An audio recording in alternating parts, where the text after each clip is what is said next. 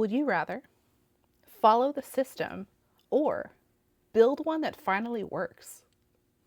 In the 1980s, one woman took a community on the edge of collapse and turned it into one of the most self-sufficient nations in America.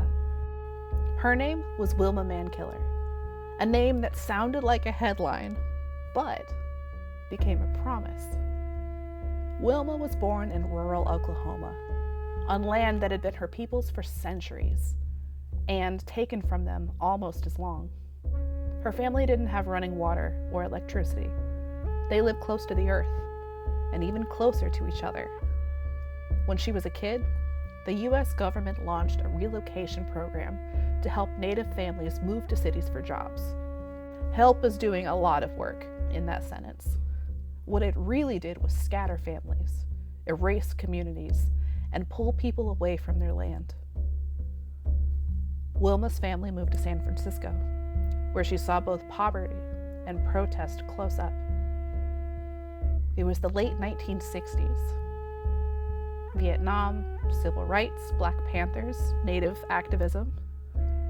When a group of Native Americans occupied Alcatraz Island to protest broken treaties, Wilma watched it unfold and thought, that's what strength looks like. That protest changed her life. She realized her people didn't need saving, they needed sovereignty.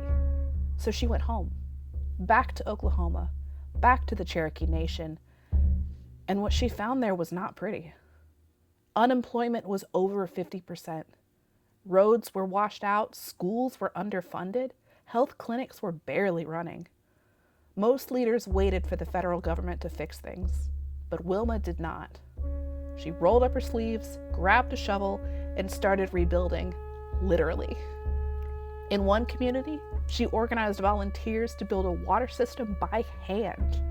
No contractors, no fancy equipment, just Cherokee families digging trenches together, mile after mile, until clean water finally flowed into their homes. And she didn't stop there. She trained locals to maintain it. So when the government left, the progress stayed. That was her style of leadership. Quiet, relentless, rooted in the idea that community isn't something you talk about, it's something that you build. In 1985, she became principal chief of the Cherokee Nation, the first woman to ever hold that title. Full disclosure, she was first elected as deputy principal chief in 1983 alongside Principal Chief Ross Swimmer.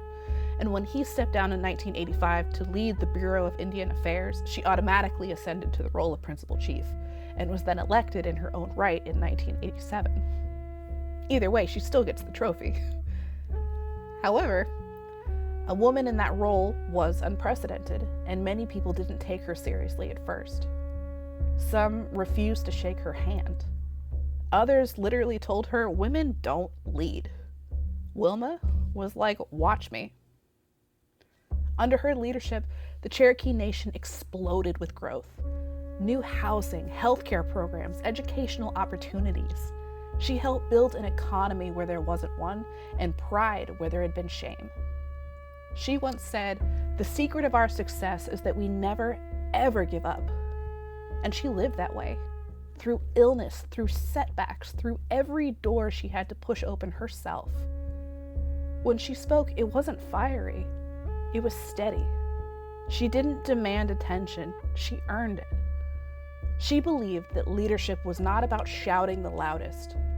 It was about listening the hardest. By the time she left office, the Cherokee Nation had become one of the most self-sufficient tribal governments in the country.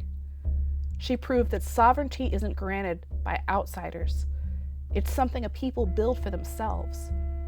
One pipeline, one classroom, one heartbeat at a time. Wilma Mankiller passed away in 2010. But her name, once a joke to some, became a legacy of strength, compassion, and defiance. She showed what happens when someone decides not to wait for permission. So, would you rather follow the system or build one that actually works? History is full of choices. Which one would you make?